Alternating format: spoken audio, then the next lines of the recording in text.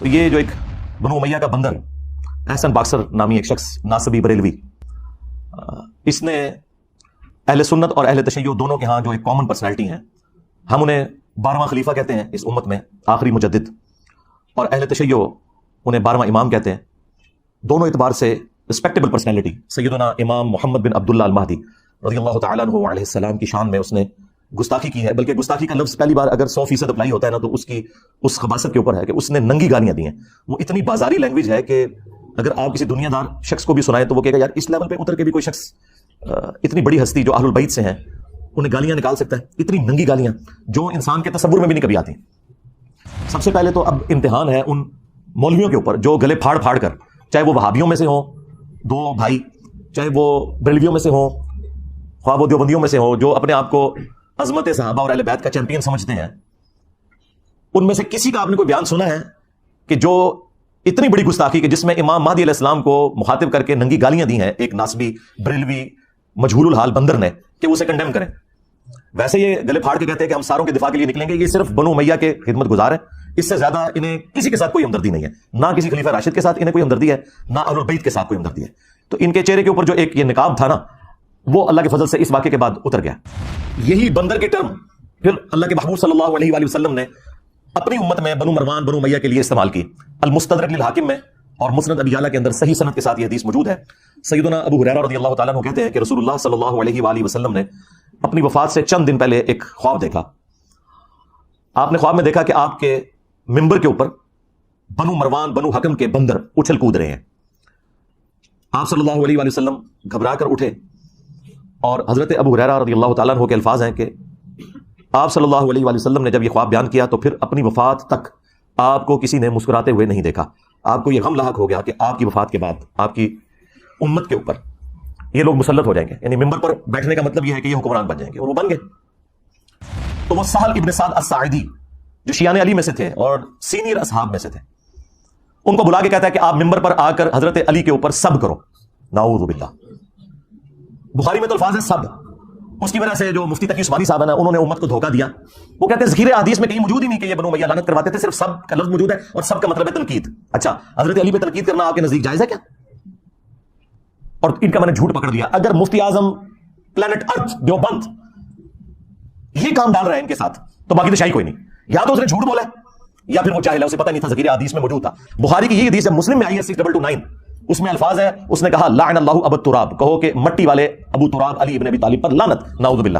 ہم تو اس پہ کہیں گے کہ جنہوں نے بھی مولا علی پر یا اہل البیت پر لعنتیں کروائیں اور جو لوگ ان کا آج تک دفاع کر رہے ہیں، ان سب پہ اللہ کی لعنت، اللہ کے فرشتوں کی لعنت، تمام لعنت کرنے والوں کی لعنت۔ ہاں جی، اور ان کا حشر بھی اپنے بڑے لعنتیوں کے ساتھ ہی ہو، اور اللہ تعالی ہمارا حشر جو ہے خلفائے راشدین اہل البیت اور رسول اللہ صلی اللہ علیہ وآلہ وسلم کے ساتھ کرے، آمین۔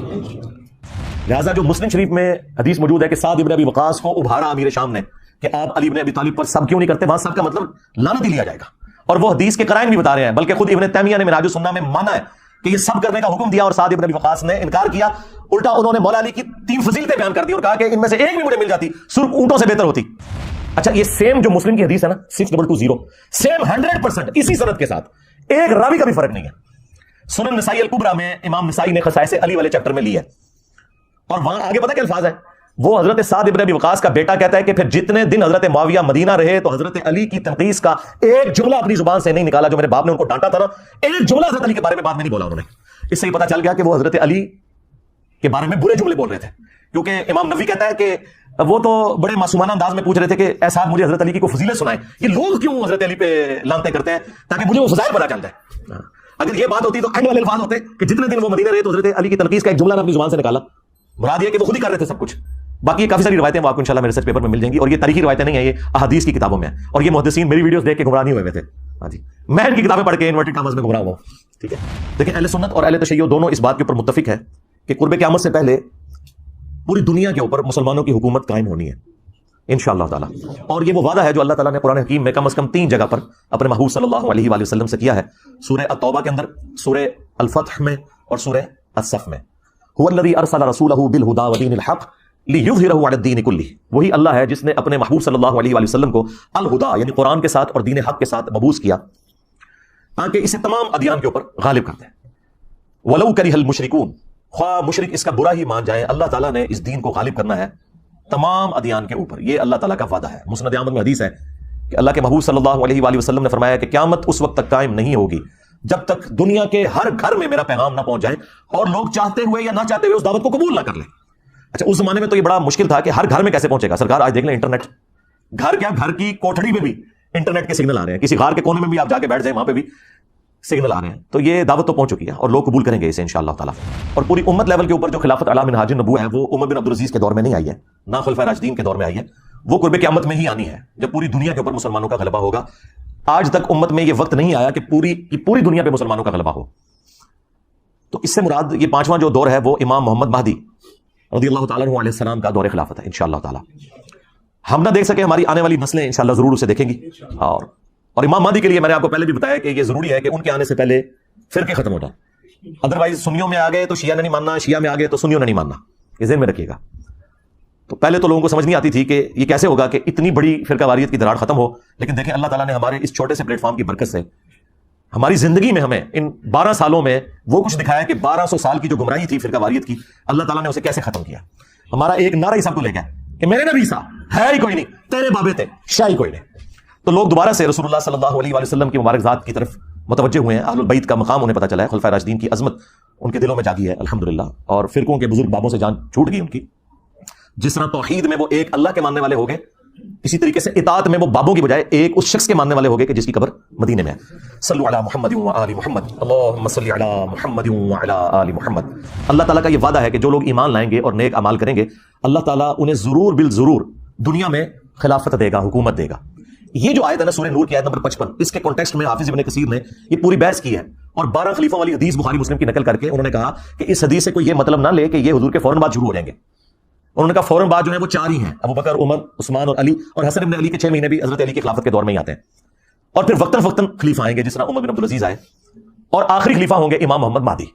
کہ جب رومنز اور پرشینز کے خلاف جنگ جاری تھی حضرت عمر کے دور میں اور سیدنا عمر نے یہ ارادہ کیا کہ میں خود ان جنگوں میں شریک ہوں, تو حضرت علی نے انہیں ان جنگوں میں شریک ہونے سے روکا اور کہا کہ اگر آپ شہید ہو گئے تو پھر پیچھے سے یہ سارے کا سارا معاملہ تتر بتر ہو جائے گا. آپ پیچھے رہیں, اگر مسلمانوں کو قادسیہ یا یرموک میں شکست کا سامنا بھی کرنا پڑا تو ہم دوبارہ سے فوج تیار کر کے اور اپنے مسلمان بھائیوں کی نصرت کے لیے پیچھے سے بھجوا دیں گے. لیکن اگر آپ شہید ہو گئے تو پیچھے پھر عرب کے لوگ جو ہیں منتشر ہو جائیں گے.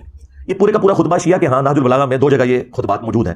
ان میں ایک خطبے میں یہ الفاظ ہیں کہ اللہ کا یہ وعدہ ہے کہ اللہ تعالیٰ نے اہل ایمان کو زمین میں خلافت دینی ہے.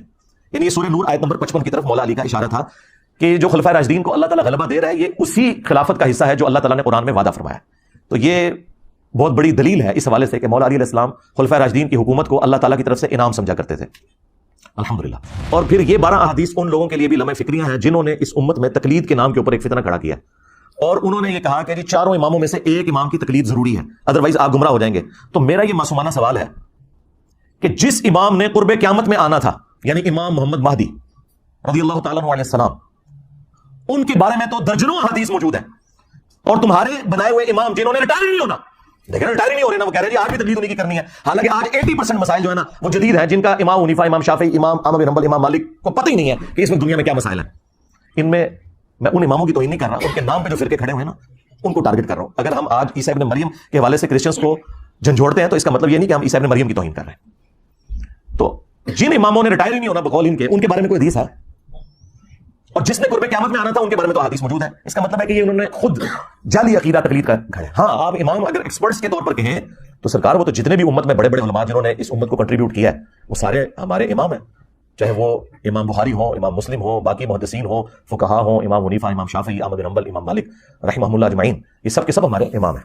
پہلی حدیث بخاری اور مسلم دونوں میں موجود ہے. رسول اللہ صلی اللہ علیہ وآلہ وسلم نے فرمایا تمہاری اس وقت کیا شان ہوگی جب عیسیٰ ابن مریم تم میں اتریں گے یعنی قرب قیامت میں, وَإِمَامُكُم مِّنكُم, اور تمہارا امام تم میں سے ہوگا. یعنی امام جو ہے یہ امت ہوگی, اور عیسیٰ ابن مریم جو کہ اولو العزم پیغمبر ہیں, 5 پیغمبروں میں سے, محمد رسول اللہ صلی اللہ علیہ وآلہ وسلم, ابراہیم خلیل اللہ, موسیٰ کلیم اللہ, نوح نجی اللہ, اور عیسیٰ روح اللہ, ان 5 اولو العزم پیغمبر جو سورۃ الاحزاب اور سورہ عشورہ میں آئے, ان میں سے ایک اولو العزم پیغمبر مقتدی ہوگا اور امام, وَإِمَامُكُم مِّنكُم, تمہارا امام تم میں سے ہوگا. یہ حدیث بخاری میں بھی ہے اور مسلم میں. 8ویں حدیث جو ہے وہ مسلم شریف میں بھی کچھ حصہ اس کا موجود ہے, کچھ سنن ابی داؤد کے اندر ہے کہ نبی اسلام نے فرمایا کہ جب مہدی ظاہر ہو